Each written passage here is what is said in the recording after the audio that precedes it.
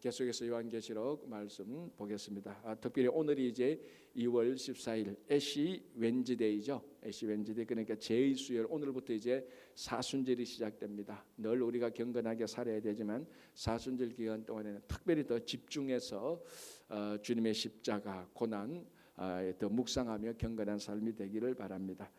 자, 우리 지난 토요일 날에는 캐시미러 김덕래 선교사님께서 말씀 전해주고 그 앞 하루 전 금요일 날에 요한계시록 11장 큰 일곱째 나팔 소리가 불려지기 전에 여섯째 나팔과 일곱째 나팔 사이가 불려지기 전에 거기에 큰 막간이 있습니다. 그러니까 이 오래 정지된 기간, 나팔이 불려져야 되는데 왜 아직 안 나와?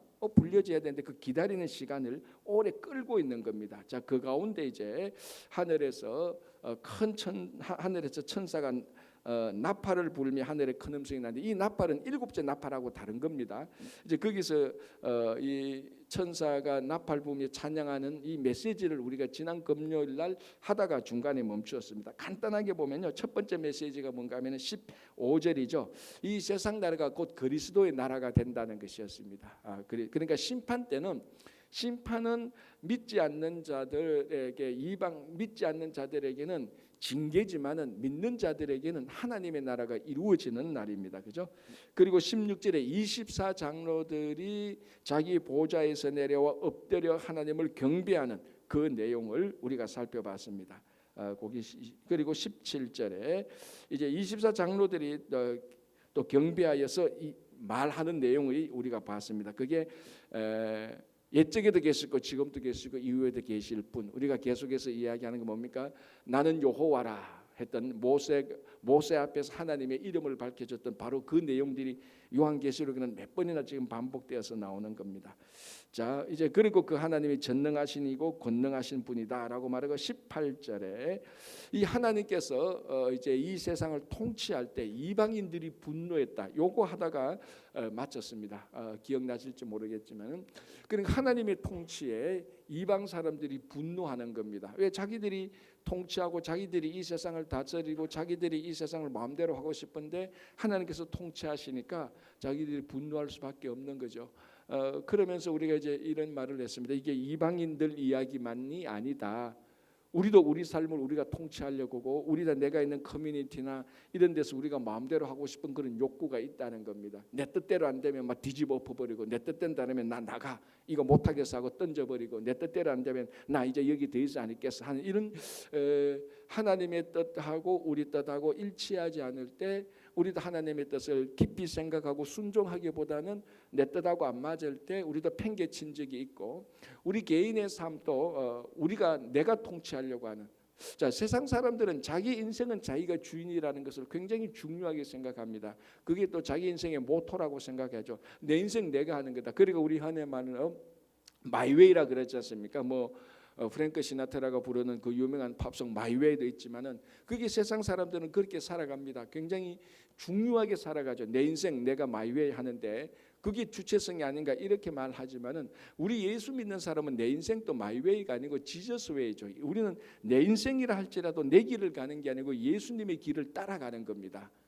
이게 이제 세상 사람들하고 우리하고 완전히 다른 거죠. 그러면 우리는 예수님의 길을 따라가면서 거기서 그 길을 따라가면서 그 순종하면서 거기서 기쁨과 즐거움을 발견하는 겁니다.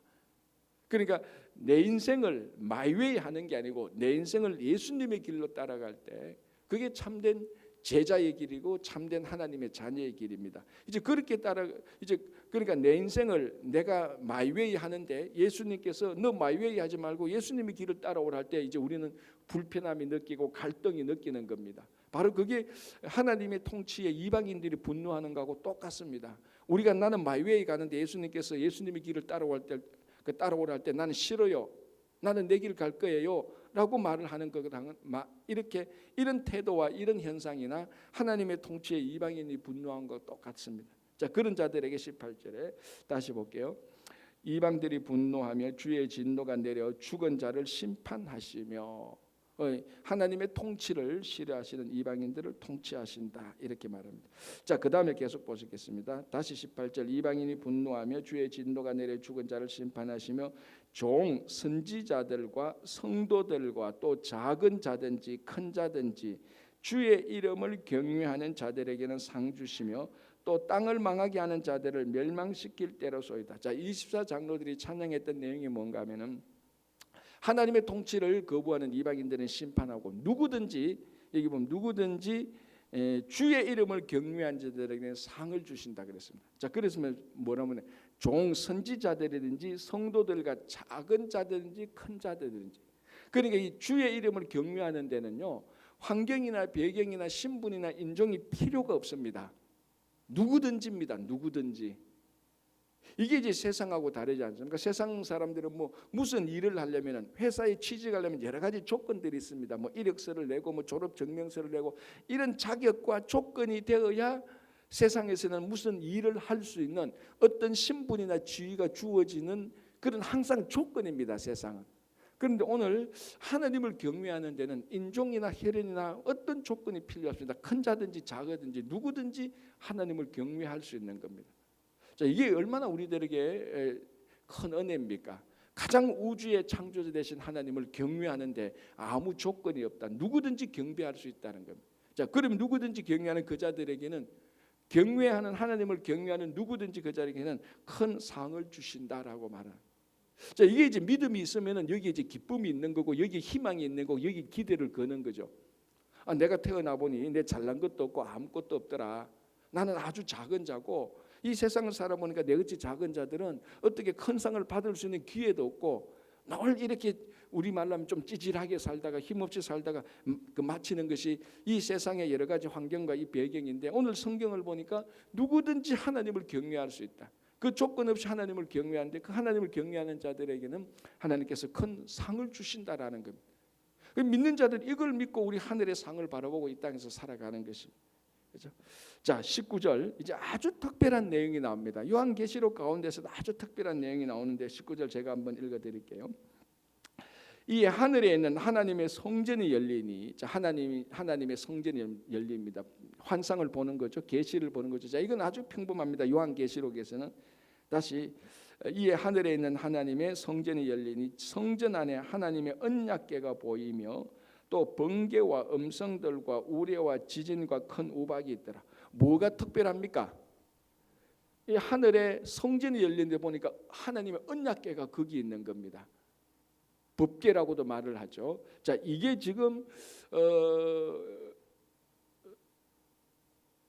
인류학 하는 사람들, 고대 인류학 하는 사람들, 특별히 기독교 고대 인류학 구약을 연구하는 자들에게 큰 어떤 인터레스팅한 이슈 가운데 하나가 이 언약궤입니다. 언약궤가 지금 어디에 있느냐는 겁니다. 실제로 이 언약궤를 찾아다니는 사람들도 아직도 있고요. 이 언약궤가는 뭐 유튜브라는 언약궤는 여러 이론들, 여러 속설들이 굉장히 많습니다. 우리 외경에 있는 마카비서를 보면요, 마카비 상하라는 게 있는데 우리는 뭐 그걸 이제 정경으로 인정하지 않는데 가톨릭은 외경을 봅니다. 그 외경 마카비서를 보면요, 남유다가 멸망할 때 성전도 같이 멸망하지 않습니까? 이스라엘 예루살렘 성전이 같이 멸망하지 않습니까? 그때 마카비서에 의하면은 예레미야가 그 안에 있는 언약궤를 따로 빼가지고 와서 마지막 심판 때에 나타날 수 있도록 어디에 숨겨놨다고 말을 하는 거예요. 그 장소는 지금 아무도 모르는 거죠. 이게 이제 한 가지 중요한 모티브가 되어서 지금 그 언약궤를 찾아다니는 사람들이 참 많아요. 자, 또 하나는 전설에 의하면은 이건 완전히 전설입니다. 그러니까 이거는 진짜 뭐 그냥 재미로 듣는 것이지 믿을 건 못 됩니다. 이 예루살렘 성전이 멸망할 때 전설에 의하면 천사가 내려와서 그 언약궤를 가지고 하늘에 올라갔다고 말합니다. 근데 전설인데 가만히 보니까 하늘에 언약궤를 가져갔으니 오늘 요한계시록을 보니까 이 하나님의 성전의 언약궤가 지금 보이고 있다는 거예요. 자, 그러나 이거는 실제로 천사가 가지고 올라가서 언약궤가 있는 그 하나님의 성전에 대한 환상과 계시를 보여주는 거죠. 자, 그런데 특별하게 우리가 구약 성경을 보면 성전이 두 번 나옵니다. 제1성전 예루살렘 성전이고요. 그게 이제 남유다 멸망할 때 바벨론 사람들에서 다 멸망하고 이 사람들이 포로로 갔다가 다시 돌아와서 제2성전을 세우지 않습니까? 그걸 이제 우리 뭐 서룹바벨이 세웠대서 서룹바벨 성전이라고 말을 합니다. 그게 제2성전이고 예수님 당시에 이 제2성전을 헤롯 대왕이 레노베이션을 하게 됩니다. 굉장히 크게 막 이렇게 레노베이션을 하게 되죠. 그런데 특이한 것은 이 기록을 보면은 성전, 그러면 성전의 가장 거룩한 곳이 어디입니까? 지성소지 않습니까? 그 지성소가 가장 거룩한 이유는 왜 제일 거룩하죠? 거기에 언약궤가 있기 때문에 제일 거룩한 겁니다. 언약궤 위가 속죄소고 속죄하는 자리고 거기서 하나님께서 그 언약궤와 함께 하겠다고 약속을 주셨기 때문에 성전에 하나님께서 함께 하시고, 그러니까 성전 가운데 핵심 중에 핵심이 지성소입니다. 그 지성소 안에 핵심 중에 핵심이 바로 이 언약궤죠. 이거는 예루살렘 성전에서 나와 있는 건데 제2성전이나 헤롯 성전이나 서룹바벨 성전이나 헤롯 성전에 대해서는 일체 언약궤에 대한 언급이 없습니다. 일체 없습니다. 자, 그렇게 언급이 없다가 오늘 이 요한계시록 11장 19절에 이 사도 요한이 밤모섬에 있던 사도 요한이 하나님의 성전에 대한 환상을 보는데 거기에 언약궤가 있다는 거예요. 자, 무슨 말인가 하면요, 성전에 언약궤가 없으면 그건 거룩하지 않습니다. 언약궤가 있어야 지성소가 있고 그래야 속죄가 이루어집니다. 언약궤 위가 속죄하는 장소니까. 자, 그러니까 성전에 언약궤가 없다, 이건 온전한 성전이 아니에요. 성전에는 언약궤가 있어야 됩니다. 자, 무슨 말인가 하면 언약궤가 몇 개입니까? 하나 아닙니까? 그죠? 자, 지금 사도 요한에 의하면은, 이 환상에 의하면은 지금 언약궤가 어디 있습니까? 땅에 있습니까? 하늘에 있습니까? 이 환상에 의하면 하나님의 성전에 언약궤가 있습니다. 그러면 하나님의 성전만이 온전한 성전이죠. 그럼 지상에 있는 성전, 지상에 있는 교회는 온전합니까? 온전하지 못한 거예요, 아직까지. 그러니까 지상에 있는 교회들은 여전히 부족합니다. 그럼 지상에 있는 교회들 부족하다고 해서 교회가 아니냐? 천만의 말씀. 그럼 충분히 우리 주님의 몸된 교회입니다. 우리 주님의 몸된 교회이지만 완전하지가 못합니다. 완전한 것은 하나님의 나라에 있는 하나님 성전입니다. 그래서 이 지상의 교회는 계속해서 완전한 하나님의 교회를 닮으려고 계속해서 우리들이 서로 세워나가고 부족한 것을 메우고 품고 나가는 것이 지상 교회의 모습입니다. 교회 자체로서는 문제가 없지만 이 교회를 세워나가는, 우리가 실제로 있는 이 지역에 있는 로컬 처치라고 말하죠. 지역에 있는 교회는 완전하지 못하다는 것을 이 하나님의 성전을 보면서 우리가 깨닫게 되는 겁니다. 가끔 이제 어떤 분들이 말하죠. 교회가 뭐 이래, 교회가 왜 이래, 이렇게 말을 하는데 제가 늘 얘기합니다. 교회는 원래 그런 거예요. 교회는 온전하지 못한 겁니다.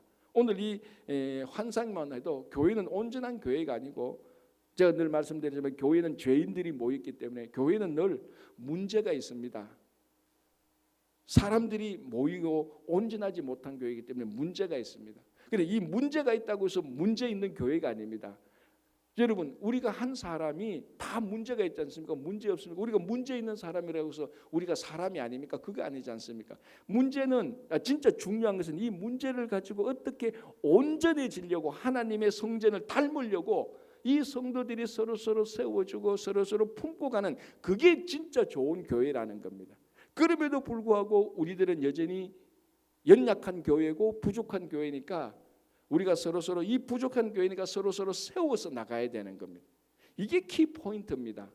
그러니까 교회는 온전하지 못하기 때문에 온전한 교회, 하나님 성전의 교회를 향해서 계속해서 닮으려고 가는 과정 중에 있는 겁니다. 그러니까 온전하지 못하고 연약한 교회니까 서로 싸워야 됩니까? 견제해야 됩니까? 서로 분리해야 됩니까? 아니죠. 연약하니까 서로 더 합쳐야 됩니다. 서로 더 세워줘야 되는 거죠. 그래서 이 지상의 교회는 언약궤가 없는 온전하지 못한 교회입니다. 그렇다고 해서 교회가 아니냐? 아닙니다. 충분히 예수 그리스도의 몸으로서 온전한 교회이지만 완전하지는 못합니다. 그래서 우리는 연약함을 인정하고, 연약함을 인정했으니까 서로 세워서 함께 품고 나가야 되는 그런 내용을 우리가 알 수 있는 겁니다. 자, 이제 12장으로 가겠습니다. 1절, 하늘에 큰 이적이 보이니 해를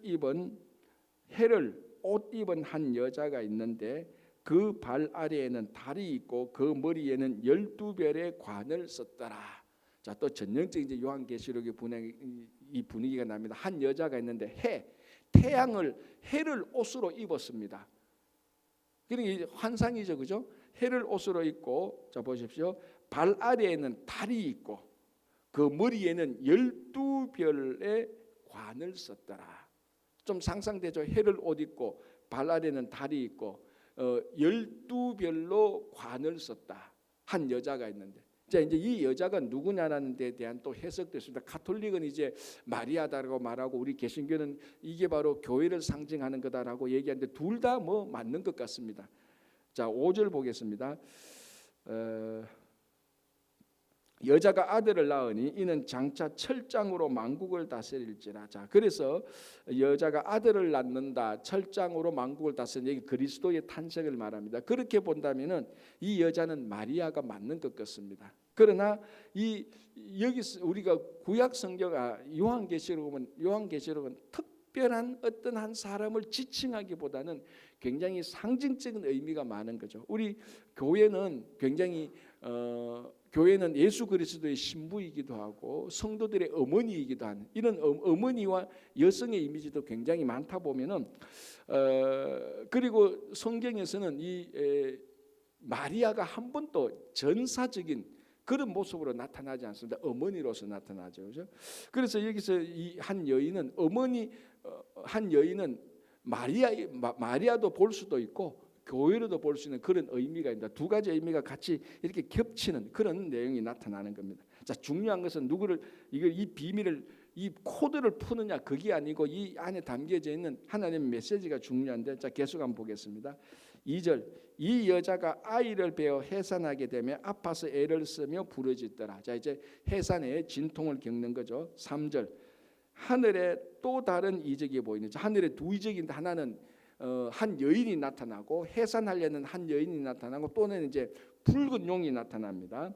하늘에 또 다른 이적이 보이니 보라 한 큰 붉은 용이 있어 머리가 7이요 뿔이 10이라 그 여러 머리에 7 왕관이 있다. 자, 한 여인이 나타나고 붉은 용이 나타나는 겁니다. 이 여인은 해를 옷 입고 달을 밟고 있고 또 뭡니까? 머리에는 12별의 관을 썼고 한 붉은 용이 나오는데 용인데 굉장히 붉은 칼날을 입고 어떻게 되는가 하면은 머리가 7이고 뿔이 10개고 그 머리에 7 왕관이 있더라. 이제 이 둘이 서로 이제 앙숙이죠. 원수 관계죠. 자, 붉은 용은 이제 우리가 여기에 나타나죠. 이게 사탄이라고 하기도 하고 마귀라고도 합니다. 자, 여인은 교회이기도 하고 마리아이기도 합니다. 자, 이 붉은 용의 모습을 다시 한번 볼게요. 3절 하늘에 또 다른 이적이 보이니 보라 한 큰 붉은 용이 있어 머리가 7이다. 자, 머리가 7이다. 이걸 그 모습보다는 7이라는 숫자를 보시면 7이라는 숫자는 우리 요한계시록의 7이라는 숫자는 하나님의 숫자입니다. 그리고 완전수이기도 하고, 그리고 이 7은 사탄의 숫자나 세상의 숫자는 절대로 아닙니다. 그런데 붉은 용이 머리가 7이라는 숫자를 들고 나오는 거예요. 원래 사탄은 7이라는 숫자를 잘 안 들고 나오는데, 자 보십시오. 그리고 뿔이 10이라 10뿔을 가졌다. 뿔은 원래 권세와 권능을 말하는 겁니다. 근데 앞에 요한계시록 5장 6절을 보면 어린 양이 나타나지 않습니까? 우리 어린 양이 뭐 하는 겁니까? 그 심판의 권세를 받아지지 않습니까? 하나님의 그 오른손에서 두루마기를 받아지는 이제 그것처럼 그 천사 받아지는 그 어린 양이 나타나, 그때 어린 양에 7뿔이 있습니다. 그러니까 뿔은 권세와 권능이고 그 7이라는 숫자는 완전한 겁니다. 그러니까 이 7뿔은 이거 사탄의 것이 아니고 하나님의 것입니다. 그런데 여기 보니까 10뿔이라고 말을 합니다. 7보다 더 많은 뿔을 가진 거죠. 그러니까 이 은근히 보니까 어린 양은 7뿔이야? 난 10뿔이야. 내가 더 세. 내가 더 권세가 있어. 그런 어떤 숫자적으로 더 권능이 있다는 것을 보여주는 것입니다. 자, 그리고 그 여러 머리에 7 왕관이 있다. 왕관은 승리 아닙니까? 7은 또 완전수라 그랬죠. 하나님의 숫자라고 했습니다. 자, 무슨 말인가 하면 붉은 용이 있는데 이 하나님의 숫자를 쓰고 어린 양보다 더 많은 권세를 가지려고 했고 가진 것을 보여주려고 했고 7 왕관을 썼습니다. 그리고 붉은 용이죠. 붉다는 것은 피를 의미하기도, 그 예수님의 보혈 색깔하고 같지 않습니까? 자, 무슨 말인가 하면 얼핏 보면은 요한계시록에서 이런 모습을 얼핏 보면은 이거 하나님의 천사 같기도 하고 하나님이 보낸 어떤 사자 같기도 하고 어쨌거나 이거는 하나님으로부터 나온 존재처럼 보이기도 하는 겁니다. 무슨 말인가 하면은 사도 바울이 말한 것처럼 사탄은 늘 광명한 천사로 위장해서 나타나는 겁니다. 여기 만약에 붉은 용이 우리가 붉은 용이라는 이것을 이 정보를 주지 않고 우리가 요한계시록을 좀 아는 사람이 머리가 7이고 뿔이 10이고 그 머리에 7 왕관이 있다라고 말하면은 누구든지 이거는 하나님 편에 속한 천사나 하나님 편에 속한 존재라고 말을 할 수밖에 없습니다. 그만큼 잘 속였다는 겁니다. 잘 위장했다는 겁니다. 이런 걸 우리가 다른 말로 하면 사이비라고 말을 하죠. 사이비가 뭡니까? 아주 유사하다는 겁니다. 아주 유사하다. 그러니까 이 붉은 용은 아주 하나님의 존재, 하나님께서 보낸 어떤 천사나 하나님의 전사 또는 천사와 같이 아주 잘 포장되어 있습니다. 사이비죠, 전형적으로. 여러분, 비슷한 것하고 똑같은 것은 하늘과 땅 차이입니다. 그죠? 비슷한 것은 다 사이비예요. 똑같은 거 해야 됩니다. 그런데 이 붉은 용이 마치 하나님으로부터 파송받은 것처럼 하나님이 보낸 것처럼 하나님의 천사처럼 싹 광명의 천사처럼 가장에서 나타나는 겁니다. 자, 4절 그 꼬리가 하늘의 별 3분의 1을 끌어다가 땅에 던지다. 자, 이 붉은 용의 모습은 사입입니다. 아주 유사하게 보입니다. 그래서 우리들은 늘 분별력이 있어야 되는 겁니다. 성도들이 비슷하다고 해서 맞다 하나님의 뜻이 아니고 비슷한 것은 절대로 그거는 차이가 있다. 거기는 간격이 있다는 겁니다. 자, 그리고 이 능력이 뭔가 하면은 하늘의 별 3분의 1을 끌어다가 땅에 던지니 3분의 1을 끌어다가 땅에 던지더라. 용이 해산하려는 여자 앞에서 그가 해산하면 그 아이를 삼키고자 한다. 3분의 1에 별 3분의 1을 움직일 수 있는 큰 능력이 있는 겁니다. 그러니까 여러분 능력이 있다고 해서 다 하나님이 아니에요. 사탄도 어마어마한 능력이 있는 겁니다. 그렇죠? 자, 그리고 이제 해산하는 아이를 삼키려고 합니다.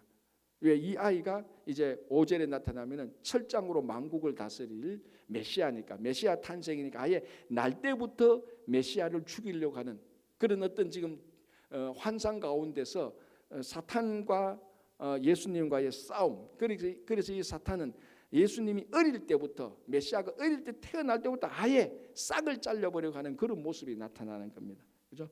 5절에 여자가 아들을 낳으리 이는 장차 철장이 뭔가 새 막대기 아닙니까? 만국을 다스릴 남자라. 이 메시아 탄생을 얘기하는 겁니다. 그 아이를 하나님 앞과 그 보좌 앞으로 올려가더라. 이게 굉장히 그러니까 탄생과 바로 마지막 성천하는 모습을 보여줍니다. 예수님의 탄생과 마지막 이 땅에서 성천하는 그런 내용들을 우리들에게 증거하는 거죠. 자, 6절 그 여자가 광야로 도망하며 거기서 1260일 동안 3년 6개월이죠. 동안 그를 양육하기 위하여 하나님께서 예비하신 곳이 있더라. 이제 이 1260일 3년 6개월의 기간이 어디냐에 대한 여러 가지 수없이 많은 논쟁과 해설이 있습니다. 이런 것들을 우리가 정확히 다 알 수 없습니다. 여러분 요한계시록을 보면서 아니 또 성경을 보면서 우리가 모든 이 성경과 요한계시록 비밀을 이 땅에 살아가면서 정확히 다 알 수 없습니다. 모르는 것은 모르는 것으로 인정을 해야 되는 거죠. 그래서 제가 쉽게 말하는 비유가 있지 않습니까? 우리가 생선을 먹는데 생선 한 마리를 통째로 다 먹지는 않습니다. 뼈다귀는 가려내야 되는 겁니다. 그 뼈다귀는 먹으면은 찔려요. 오히려 건강에 안 좋아요. 성경이 그렇다는 어떤 거는 우리가 나쁜 게 아니고 자 생선이 있는데 생선 뼈다귀가 없으면 생선은 살지를 못하지 물고기가 살지 못하습니다. 그럼에도 불구하고 생선 가시는 우리가 못 먹습니다. 너무 세가지고 소화력이 없어서. 그래서 성경의 어떤 부분은 생선 가시와 같은 그런 게 있다는 거죠. 우리가 그거 안 먹어도 구원받는데 0.01%도 관심 상관없습니다.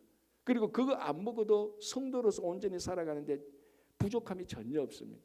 그러니까 때로는 요한계시록을 볼 때 때로는 모르는 것은 이거는 모른다. 이건 하나님의 신비다. 나중에 하나님 나라 가서 우리가 온전히 알 수 있다라고 겸손히 그 앞에서 모르는 것을 인정하는 것도 이게 겸손입니다. 욕을 안 하는 사람들이 있죠. 여기 바로 이단들입니다. 야, 기존 교회들은 이거 못 가르치지. 야, 너 그 교회 목사가 계시를 못 받아서 그런 거야.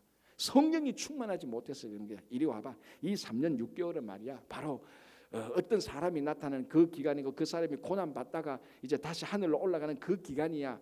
너 그 교회에서는 이거 안 가르쳐주지. 목사가 무식해서 그런 거야. 기도 안 해서 그런 거야. 그런 식으로 얘기하면서 싹 풀어주면요. 헷가닥 넘어가는 사람이 있어요. 멀쩡한 사람인데. 그게 다 이단들이요. 여러분 하나 말합니다. 요한계시록을 다 안다고 말하는 사람은 100% 이단으로 보면 되는 거예요. 우리가 요한계시록은 다 알 수가 없어요. 우리가 여기서는 겸손히 어떤 특정한 기간이 있구나. 그날 고난을 받는구나. 그렇게만 보고 넘어가야 되는 겁니다. 그렇죠? 그래서 이 여자가 아이를 낳으려고 하는데 붉은 용이 와서 아이를 삼키려고 하니까 여자가 아이를 보호하려고 광야로 나갑니다. 자, 6절에 그 여자가 광야로 도망합니다. 이제 이 모습이 뭔가 하면요. 자, 그 다음에 모습을 쭉 보면은 이게 마치 이스라엘 백성들이 애굽의 탄압을 피해서 하나님을 선교해서 출애굽 광야로 가는 그런 모습들이 많이 나타나 있습니다. 자, 이 광야에서 이스라엘 백성들이 출애굽 광야에서 어려움이 많았고 훈련받는 기간이 많았지만 그 광야 동안에는 하나님께서는 철저하게 이스라엘 백성들을 살펴주셨습니다. 만나와 메추라기를 주셨고 구름 기둥 불 기둥으로 인도해 주셨고 이방 민족이 쳐들어올 때는 하나님께서 막아주셨고 물이 없을 때는 물을 주셨고 그러니까 광야가 이스라엘 백성들한테 힘들고 어려운 삶이었지만 한 번도 하나님께서 광야에서 이스라엘 백성들을 완전히 버린 적은 없습니다. 다 돌보아 줬고 인도해 줬고 보호해 줬고 막아줬습니다. 그래서 이 여자가 광야로 가는 겁니다. 자, 이 광야에서 여자가 살겠습니까? 죽겠습니까? 살지요. 하나님께서 보호하시는 것이죠. 자, 다시 보겠습니다. 그 여자가 광야로 도망하며 거기서 1260일 동안 그를 양육하기 위해서 아이를 양육하기 위해서 하나님께서 예비하신 곳이 있더라라고 말해요. 이게 이제 굳이 요한계시록을 역사적으로 해석한다면 예수님의 초림과 재림 사이를 의미하는 기간이다라고 보는 것이 제일 좋을 것 같습니다. 자, 7절 하늘에 전쟁이 있으니 미가엘과 그의 사자들이 용과 더불어 싸울세 용과 그의 사자들도 싸우나. 자, 이제 가장 전형적인 선과 악의 싸움이죠. 미가엘, 이 성경에 나타난 천사의 또 다른 이름이죠. 성경에 나타난 천사의 이름이 두 천사가 나옵니다. 그죠? 가브리엘과 미가엘이 나옵니다. 이제 미가엘이 마이클 아닙니까? 미가엘이 나오는데 루시퍼라는 이름은 안 나타납니다. 사실은 나중에 다른 데 보면 나타나는데 어쨌거나 성경에는 두 천사의 이름이 나타납니다. 가브리엘과 미가엘. 가브리엘은 하나님의 메시지를 전하는 천사고 미가엘은 전사죠. 전사. 하나님의 용사죠. 이제 그 미가엘이 나타난 겁니다. 그 미가엘과 그의 사자들, 그의 군사들이 나타나고 반대편은 붉은 용과 그의 군사들이 나타나는 겁니다. 이제 하늘에서 전쟁을 하는 겁니다. 자, 7절 다시 볼게요. 7절 8절 볼게요. 하늘에 전쟁이 있으니 미가엘과 그의 사자들이 용과 더불어 싸울세 용과 그의 사자들도 싸우나 이기지 못하여 다시 하늘에서 그들이 있을 곳을 얻지 못한지라. 누가 이기지 못했습니까?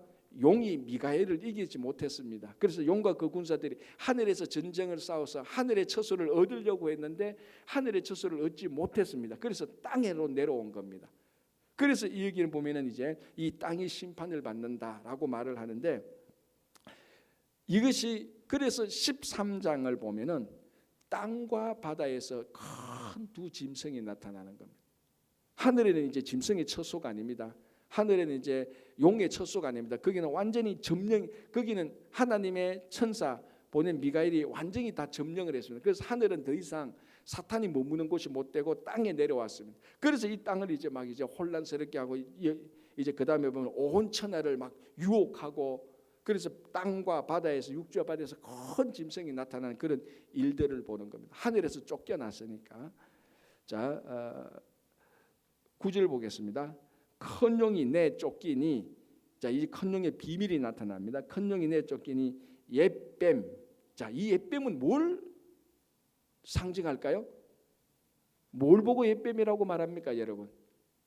에덴 동산에서 하와를 유혹해서 선악을 알게 하는 열매를 먹게 하는 바로 그 가장 오래된 옛뱀. 그 의미를 말하는, 그게 뭔가 사탄의 상징이지 않습니까? 자, 9절 큰 용이 내쫓기니 옛뱀 곧 마귀라고도 하고 사탄이라고도 하며.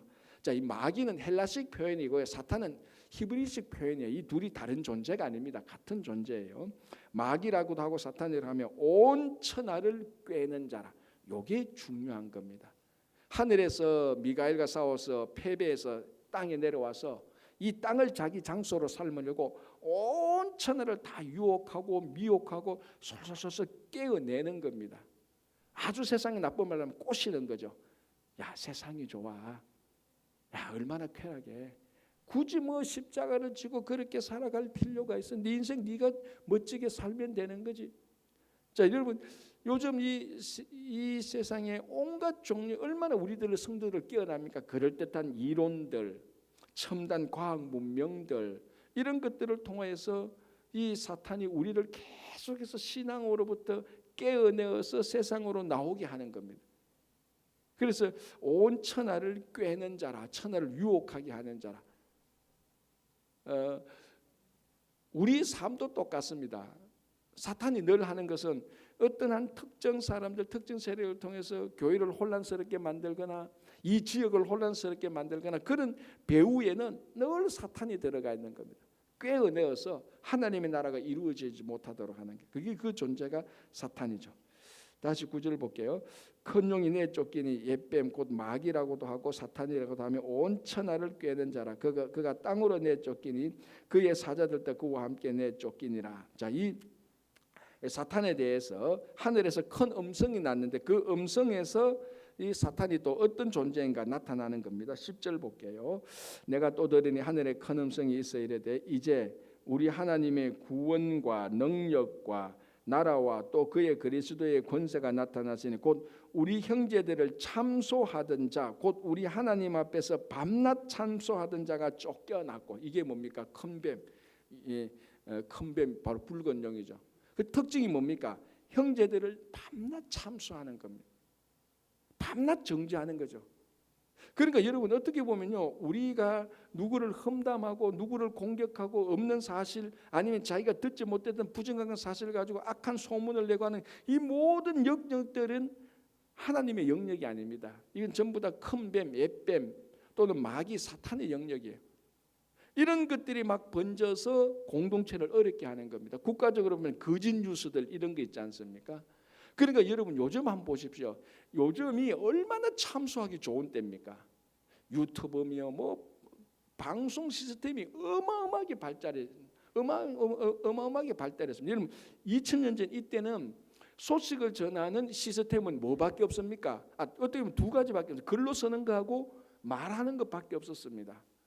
그런데 요즘은요, 어마어마한 방송 시스템이 있지 않습니까? 뭐 전부 다 셀폰을 다 가지고 있고, 내가 지금 또 만약에 유튜브를 방송해서 유튜브 올리면 전 세계 사람들이 내가 말하는 걸 다 듣는 겁니다. 그 사탄이 참소하기에 너무너무 좋은 시대가 됐다는 거죠. 너무너무 좋은 시대. 어떤 한 단체나 직장이나 어떤 단체에서 막 카톡에 글쓰가, 우리 교회도 그렇죠. 다른 교회도 그렇고, 모든 그 카톡에 단체 카톡방 만들어 가지고 참소하는 글 하나 딱 찍으면요, 그 순간에 그 단체, 그 커뮤니티, 그 국가에 싹 다 퍼지는 거예요. 그러니까 요즘은 사탄이 온 천하를 꿰기에 가장 합당한 시대가 되어져 버렸습니다. 그래서 우리는 이걸 진짜 잘 깨달아야 되는 거예요. 온 천하를 꿰는 자라. 이런 것들로 해서 형제들을 밤낮 참소하는 자라. 이 사탄이 지금 판칠 수밖에 없는 그런 시스템으로 많이 된 겁니다. 그러면 이제 우리는 그 반대로 이 시스템을 이용해서 우리는 복음을 전하는 데로 또 나가야 되는 겁니다. 복음을 전하는 데 나가야 되고, 그래서 로마서 8장 1절을 보면 예수 그리스도 안는 자에게는 정죄함이 없다라고 말하는 거예요. 사탄이 계속해서 참소를 해도, 우리를 정죄해도, 너가 죄인이야라고 정죄를 해도, 나쁜 얘기를 해도 그리스도 안에 있는 자들에게는 더 이상 정죄함이 없다는 이 든든한 믿음의 반석에서 우리는 계속 서 있어야 되는 겁니다. 그렇죠? 오늘 우리 여기까지만 한번 보고요. 내일 다시 이 하늘에서 큰 음성 났던 내용들을 좀 더 몇 가지 더 보겠습니다. 중요한 내용들이 있으니까요. 그래서 오늘 우리가 다시 한번 이제 사순절 시작됩니다. 사순절 시작되는 동안에 우리가 더 경건과 거룩에 힘써서 이 사탄을 이길 수 있는 그런 여러분 경건의 능력으로 살아가시기를 바랍니다. 기도하겠습니다. 하나님 아버지,